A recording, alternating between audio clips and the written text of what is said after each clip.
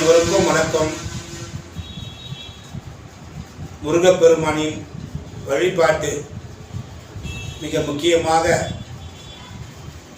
நாம் செய்ய வேண்டிய பூஜைகள், முதலாவதாக சஷ்டி திதி என்று மாதத்தில் வளர்பிறை சஷ்டி, தேய்பிறை சஷ்டி என்று வரும். இந்த வழிபாடு முருகப்பெருமானுக்கு மிகவும் முக்கியமான வழிபாடாகும். காரணம், இது திதிகளில் 6வது திதி என்று சொல்வார்கள். இந்த திதி என்பது நம்முடைய வெற்றி பயணத்துக்கு வழிகாட்டும் அமைப்பாகும். காரணம், கடன், பகை, நோய் இம்மூன்றும் நம் மனித குலத்திற்கு சற்று சங்கடத்தை கொடுக்கும் என்ற காரணத்தால் சஷ்டி திதி அன்று முடிந்த அளவுக்கு கோயிலுக்கோ அல்லது வீட்டில் இருந்தபடியே கூட நாம் கந்த சஷ்டி கவசத்தை வீட்டில் பாடினாலோ அல்லது கேட்டாலோ மிக சிறப்பான முறையில் ஒரு நல்ல அமைப்பு கிடைக்கும் என்பது கடந்த கால உண்மை. நடைமுறையில் அதை நான் அனுபவித்து இருக்கின்றேன். அடுத்து மிக முக்கியமான சஷ்டி வழிபாட்டில் குழந்தை பாக்கியம் வேண்டி காத்திருப்போர் தயவு செய்து மாதந்தோறும் வருகின்ற சஷ்டி திதி அன்று முடிந்தால் கோயிலுக்கு சென்று அல்லது வீட்டில் இருந்தபடி மனதார முருகப்பெருமானை வணங்கி கந்த சஷ்டி கவசத்தை பாடி வந்தால் எப்பேற்பட்டவர்களுக்கும் அந்த முருகன் கருணை காட்டுவார். குழந்தை பாக்கியம் கண்டிப்பாக கிடைக்கும்.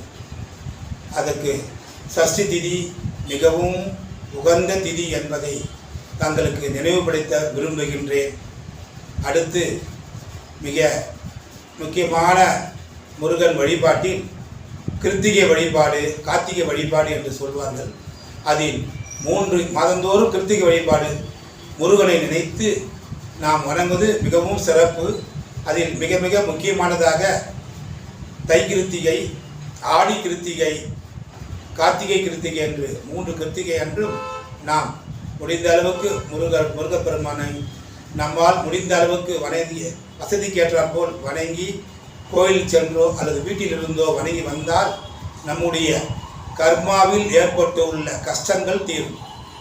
காரணம், அவர் கடவுளிலே நெற்றிக்கண்ணில் பிறந்த ஞானக்கடவுள் எம்பெருமான் முருகப்பெருமான்.